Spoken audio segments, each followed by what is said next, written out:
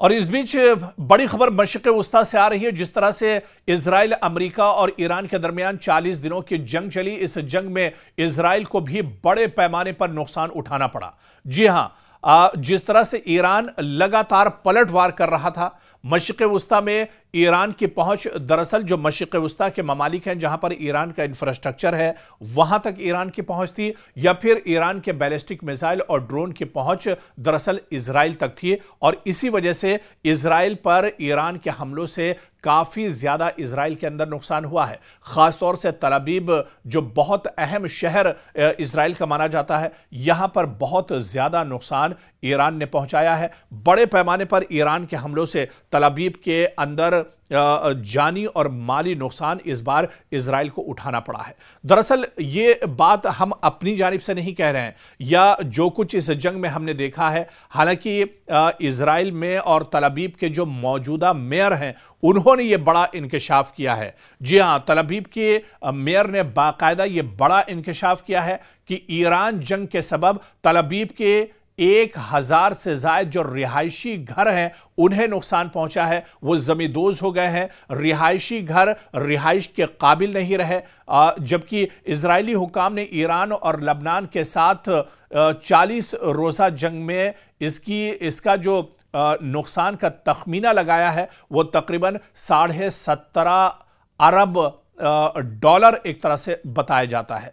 $17.5 अरब इसका तखमीना लगाया गया है जो इस 40 दिन की जंग में इजराइल को नुकसान पहुंचा है।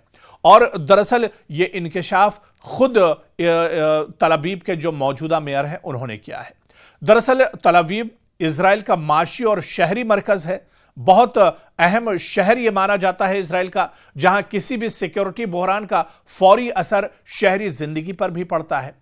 शहरी इंफ्रास्ट्रक्चर को बराह रास्त यहां पर बहुत बड़े पैमाने पर नुकसान पहुंचा है ईरान के हमलों से। मिसाइल या ड्रोन हमलों की शिद्दत की वजह से भी तल अवीव में काफी ज्यादा नुकसान हुआ है। शहरियों की बड़ी तादाद को आर्जी नकल मकानी का सामना भी करना पड़ा है। बहुत से शहरी तो ऐसे हैं जिनके घर पूरी तरह से तबाह हो गए हैं, चारों तरफ मलबा ही मलबा नजर आ रहा है। और ऐसे में इन रिहायशियों को या तो टनल में या फिर आर्जी कैंपों में एक तरह से अपनी जिंदगी गुजारनी पड़ रही है।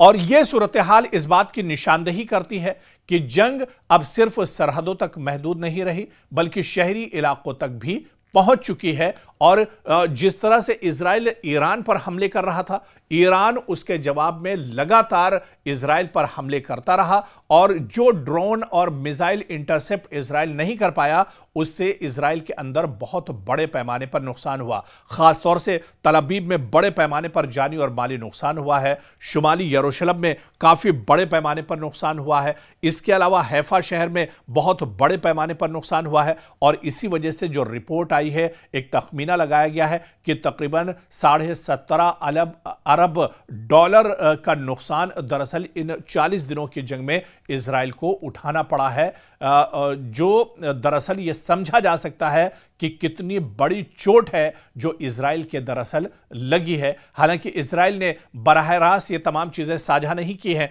लेकिन क्योंकि सोशल मीडिया का दौर है, इसमें तमाम चीजें निकलकर सामने आ जाती हैं। और ऐसे में खुद जो तल अवीव के मेयर हैं, एक बहुत अहम जिम्मेदार होते हैं वो पूरे शहर के, पूरे इलाके के, उन्होंने बाकायदा इसका इंकशाफ किया है। उन्होंने ये बताया है कि ईरान के हमलों में कितने बड़े पैमाने पर बराह रास्त इजराइल को धचका लगा है। खासतौर से तल अवीव में सबसे ज्यादा तबाही हुई है, जहां हजारों घर तबाह बर्बाद हो गए। आईडीएफ के कई ठिकाने बुरी तरह से तबाह हो गए। इसके अलावा बिन गोरियन जो एयरपोर्ट था, एयरबेस था, बहुत अहम एयरबेस है इजराइल के लिए, इस पूरे बिन गोरियन एयरपोर्ट को एक तरह से ईरान ने हमला करके तबाह कर दिया था। तो एक बड़ा नुकसान। हालांकि यह सच्चाई है कि इस जंग में ईरान को बहुत बड़े पैमाने पर जानी और माली नुकसान हुआ, लेकिन जो नुकसान इजराइल के अंदर हुआ, भले ही उसकी तस्वीरें निकलकर सामने ना आती हो, भले ही उसकी सच्चाई मीडिया सामने ना लाता हो, लेकिन यह सच्चाई है कि ईरान ने जो चोट इजराइल को दी है,